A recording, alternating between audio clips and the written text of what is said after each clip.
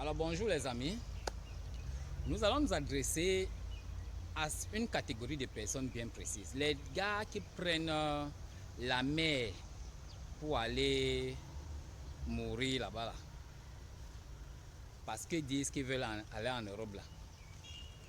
Je dis, hein, on a écrit où que lorsque tu quittes l'Afrique pour l'Europe, tes malchances calent en Afrique. Et toi, tu arrives en Europe très bien portant. On a écrit ça où? C'est justement parce que les gens ne comprennent pas le problème du karma. S'il y a un déséquilibre en toi, tu le trimbales partout où tu vas jusqu'à ce que tu puisses le résoudre.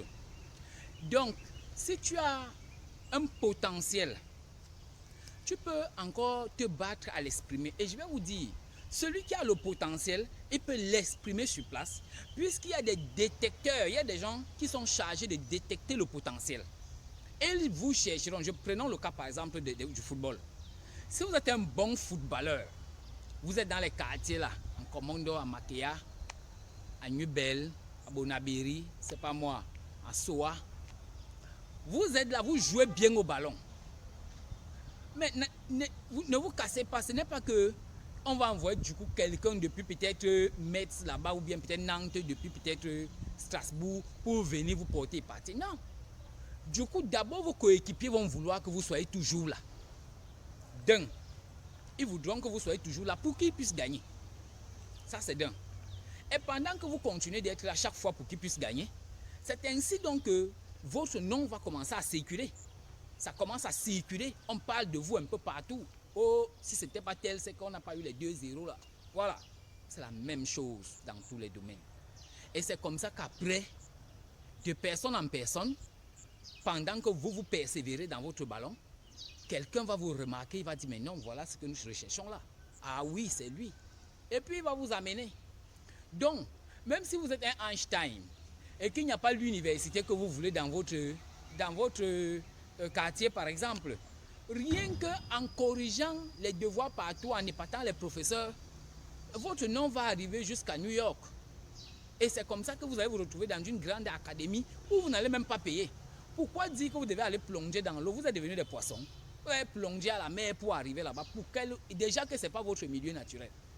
Et puis maintenant, il faut comprendre que si par le passé, les gens ont réussi à traverser la mer et qu'aujourd'hui, on ne parvient plus à traverser, posez-vous la question que qu'est-ce qui empêche qu'il y ait plus de noyades aujourd'hui?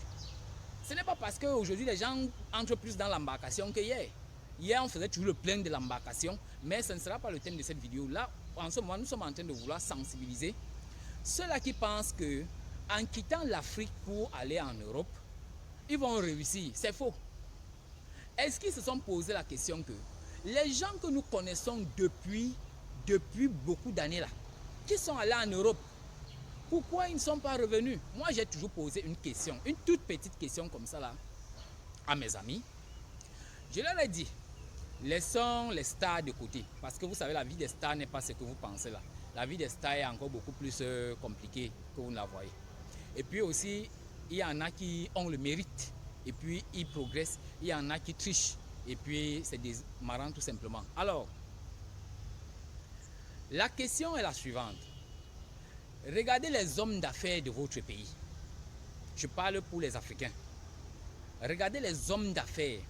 Et parmi eux, dites le pourcentage de ces hommes d'affaires qui ont fait fortune hors du pays. Qui ont fait le pourcentage. Vous verrez qu'il est très faible, s'il n'est pas nul. Parce que bon, il y a des pays pour lesquels la diaspora est revenue faire beaucoup de grandes choses. Mais jusqu'à présent, nos hommes d'affaires là, tous ces grands multimilliardaires que nous avons connus, si je prends le cas du Cameroun, on parlera par exemple des patriarches comme le feu Foto Victor. Est-ce que ces gens-là ont fait fortune en Europe avant de revenir ici? Mais quelle est cette histoire que vous nous dites qu'on ne peut pas réussir au pays? C'est faux. C'est même ici qu'il y a l'argent. Désolé les gars, c'est ici qu'il y a l'argent. Il n'y a pas l'argent chez les Blancs. Le Blanc ne va pas laisser son frère qui est aussi au chômage pour te prendre et mettre à un poste. Déjà que les Blancs travaillent par famille. Donc quand il y a un bon poste, d'abord c'est la famille qui prend. C'est pas comme ici chez nous que quand tu fais confiance à quelqu'un de la famille, c'est que tu es mort. Parce que c'est difficile. Sauf si peut-être tu es un dictateur, le genre, on pense seulement que si peut-être on détourne quelque chose, là, tu vas frapper très fort. Mais la plupart du temps aussi, certaines personnes de bonne famille ont quand même réussi à faire confiance à leur famille. Mais sinon, vous ne pouvez pas facilement trouver de l'emploi là où même les natifs sont en train de souffrir. C'est pas évident. Donc, les gens qui vont aller en Europe vont seulement se retrouver là-bas en train de clochardiser, en train de faire des métiers, des sautes, des trucs pas qu'ils ont même refusé de faire ici. Le jardinage, laver les voitures, balayeur de rue, tout ça. C'est qu'eux, ils ont insulté chez eux. Maintenant, ils vont là-bas et certains vont vous dire qu'on paye en euros. Depuis qu'on paye en euros là, ils ont donc fait quoi ici au pays? Déjà que même là où ils logent, quand vous regardez là où ils logent, les conditions dans lesquelles ils logent, ça ne vaut pas la peine. Donc, mes chers amis, l'argent c'est ici en Afrique, ce n'est pas chez les Blancs. Et donc, vous avez remarqué donc qu'il y a un très faible pourcentage d'hommes d'affaires qui ont fait fortune à l'extérieur. C'est tous ces multimilliardaires-là ont fait fortune dans le pays. C'est la preuve qu'on peut facilement devenir riche. Le problème justement de la jeunesse, de la plupart d'entre nous, c'est qu'on est hors sujet. On est hors sujet. On ne comprend pas réellement les enjeux de l'heure.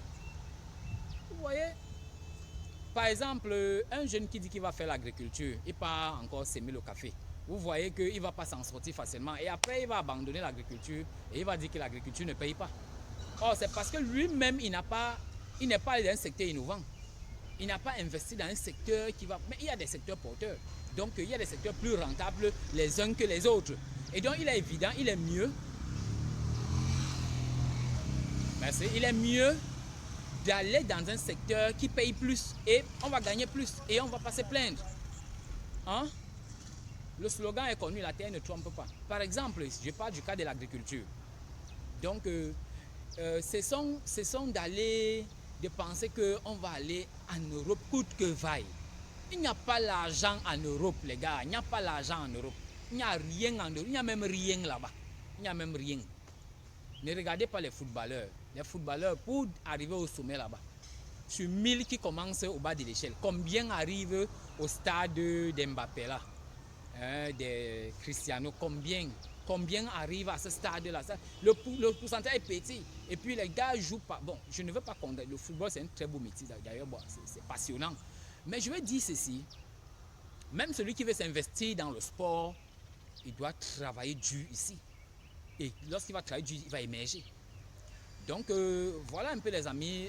Nous pouvons dire qu'on ferait mieux de rester, d'aimer d'abord notre pays, et puis de nous battre dans notre pays.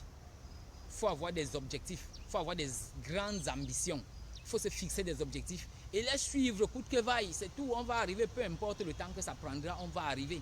On peut même se fixer même des objectifs avec timing dessus pour se battre, un peu comme la cotisation.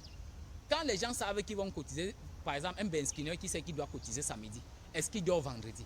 Il va travailler même jusqu'à minuit parce qu'il sait qu'il a la cotisation le lendemain. Mais pas qu'il doit s'arrêter devant les kiosques de journaux, passer le temps à bavarder, oh, Eto'o a gagné tel nombre de millions, oh, telle personne, Drogba est descendu, et telle personne est montée. Donc, tout ça, là, ça lui fait gaspiller le temps. Mais quand il sait que la cotisation, c'est demain, il se bat, il fait tout pour qu'il puisse cotiser. Sinon, s'il échoue la cotisation, mais même pour bouffer, là, on va le renvoyer derrière. Donc, vous voyez que là, lorsque on peut mettre du timing même pour nos objectifs, et ça va marcher. Ça va nécessairement marcher. Qui s'investit finira par avoir gain de cause. Alors, les amis, soutenez le travail que nous faisons là. Abonnez-vous, cliquez sur l'abonner et laissez-nous un pouce, un gentil pouce. Et ça va vraiment nous faire plaisir.